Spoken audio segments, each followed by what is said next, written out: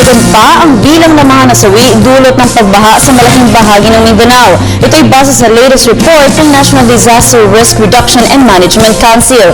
Ayon sa NDRRMC, umakyat na sa 9 ang bilang ng patay dahil sa kalamidad ng umiiral sa ilang rehiyon ng katimugang bahagi ng bansa. Si Waywaya Makalma nag-uulat live via phone touch. Magandang hapon sa iyo, Aya. Magandang hapon sa Pinsan sa mga nanatili sa Siyam ang nasawi dahil nga dito sa tail end of a coastal na nakasan sa Mindanao.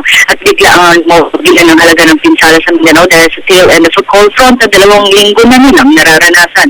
Mahigit 111 milyong piso ang kabuuang halaga ng pinsala sa infrastruktura at agrikultura.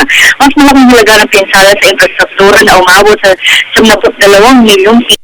Abot ang pinsala dahil ilang tulay ay nasira ng malalakas sa pagulan.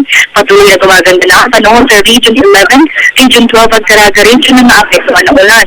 Ayon kay Undersecretary Benito Ramos, back to normal na ang buhay ng mga naapektuhan ng sama ng panahon.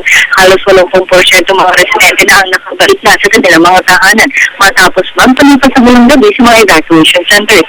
Nasira naman ang ilang bahay ng ilang residente ang dahilan kaya hindi pa sila makabalik sa kanilang mga tahanan. Umabot sa 20 kabahayan ang nasira ng flash floods. Ngayon din ng mga kuryente, bumalik na at ang ilang mga pangunahing lansangan ay pasado na sa anumang uri ng sasakyan dahil mula pa kahapon ay humupa na ang tubig baha.